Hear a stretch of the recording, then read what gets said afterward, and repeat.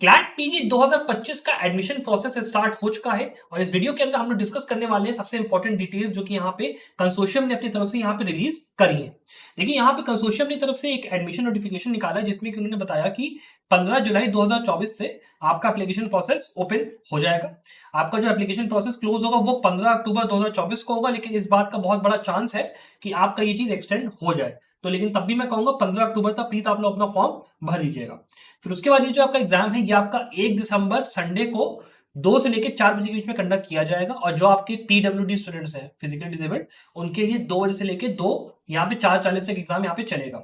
उसके बाद हमारा जो मतलब का चीज है वो यहाँ पे इन्होंने थोड़ा सा एडमिशन क्राइटेरिया दे दिया है जो कि हमें मोटा मोटी पता है स्टूडेंट्स। इसके अलावा अगर मान लो आपको क्लैट पीजी एग्जाम की बहुत ही बढ़िया तैयारी करनी है, 5 महीने एग्जाम में रह गए तो आप हमारा संभव लॉ में कंप्लीट प्रिपरेशन कोर्स जरूर ज्वाइन करिए। वहां पे आपको सारे के सारे वीडियो लेक्चर्स रिकॉर्डेड फॉर्मेट में study material mock paper series 5,000 रुपए में सीधे सीधे मिल जाता है। एक वन स्टॉप सोल्यूशन है, 5,000 रुपए दीजिए, आपको सारा का सारा मटेरियल जो जो आपको पढ़ना है वो पूरा आपको एक जगह मिल गया।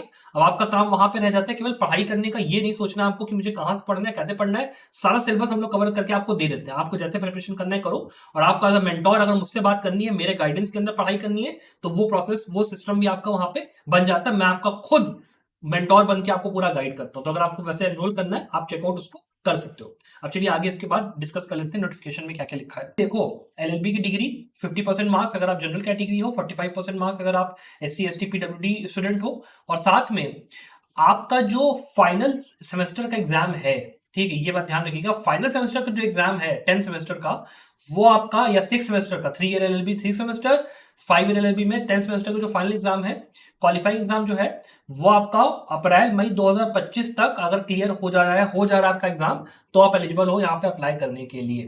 लेकिन अगर आपका एग्जाम जून में गया, जुलाई में गया, जिस टाइम पे वहां पे काउंसलिंग खत्म होने जा रही, मई में काउंसलिंग खत्म हो जाती है, ठीक है, वैकेंसी राउंड आपका जून तक मान लो चलता भी है, यहाँ पे काउंसलिंग खत्म हो जाती है और उसके बाद वहां पे वो लोग डॉक्यूमेंट वेरिफिकेशन और बाकी चीजें शुरू कर देते हैं। और आपका अगर उस टाइम एग्जाम नहीं हुआ होगा, रिजल्ट आपका नहीं आने वाला होगा तो दिक्कत यहाँ पे करेगा।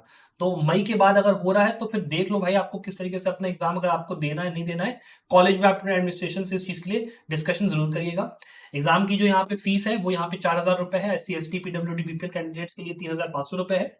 और साथ ही में यहाँ पे ये जो क्लैरिफिकेशन थी कि यहाँ पे बीएनएस बीएसए और बीएनएसएस जो है आपका जो नए तीनों कानून है क्या वो एग्जाम में आएंगे नहीं आएंगे, वो यहाँ पे अभी जो है नोटिफिकेशन कंसोर्शियम ने नहीं दिया है। यहाँ पे अगर आप क्लैट पीजी 2025 वाले उस पर जाओगे तो सीधा आपका यही खुलता है। अभी यहाँ पे जैसे 2024 में जब आप जाते हो तो यहाँ पे आपको पोस्ट ग्रेजुएट एग्जाम के अंदर ही पूरा एलिजिबिलिटी सिलेबस गाइड सब रहता है ना, ये सब अभी 2025 वाले में नहीं आया है, विच मीन्स यहाँ पे अभी वो चीज आना बाकी है, ठीक है। लेकिन हम लोग को जहां तक एक पॉसिबिलिटी है कि जो 2025 का था वही 24 में भी, मतलब 24 का था वो 25 में ही कंटिन्यू करेगा। और यहाँ पे ये लोग क्रिमिनल लॉ ही सीधे मेंशन करेंगे। जैसे मान लो सिलेबस गाइड आप खोलते हो तो यहाँ पे इन्होंने देखो क्या मेंशन करा है, क्रिमिनल लॉ मेंशन करा है। अब इस बात की चांस कि वो लोग क्रिमिनल लॉ के आगे कुछ स्पेसिफिक अगर मेंशन करते कि 3 लॉज आएंगे नहीं आएंगे या पुराने लॉज ही आएंगे, उसका वेट करने का कोई मतलब बनता नहीं है। बिकॉज देखिए जो नया यहाँ पे 9 लॉज आए भी है उनमें थोड़ा बहुत माइन्यूट चेंज ही किया गया है, ठीक है, एक चीज दो चीज ऐड कर दिया, बाकी सब कुछ देखिए सेम है। बेयर एक्ट के अंदर थोड़ा सा वो है, तो आप अपना जो पुराना लॉज था वो आराम से पढ़िए, कंसेप्ट वगैरह सेम सब कुछ है, उसमें कोई डिफरेंस करने की जरूरत नहीं है। बस जो नए वाले लॉज आए हैं उनका एक कंपैरेटिव स्टडी कर लीजिए फॉर द प्रोविजंस जो कि नए ऐड हुए हैं और जिन प्रोविजंस के अंदर चेंजेस आए हैं। याद रखिएगा द कीवर्ड हियर इज जिन प्रोविजंस के अंदर चेंजेस आए हैं उनको कायदे से पढ़िएगा, बाकी को उतना इंपॉर्टेंस देने की जरूरत नहीं है। बाकी जैसा वैसे ही उसको पढ़ लो, जिनमें चेंजेस आया उसको ज्यादा इंपॉर्टेंस दो और जो नया ऐड हुआ उसको ज्यादा इंपॉर्टेंस दो, प्लेन एंड सिंपल उसको। और यहाँ पे कुछ स्पेशल आपको पढ़ाई यहाँ पे नहीं करनी है, उसके लिए उसकी आप चिंता मत करिए। Apart from that I wish you the very very best of luck for your success and I hope कि आप जब ये अभी बेसिकली एग्जाम मान लो ये देना चाहते हो तो आपको जैसे मैंने वीडियो के स्टार्टिंग में भी बताया कि अगर आपको हमारे कोर्सेज में एनरोल करना है तो आप डेफिनेटली हमारे कोर्सेज को चेकआउट कर सकते हो। Thank you very much for watching this video, bye.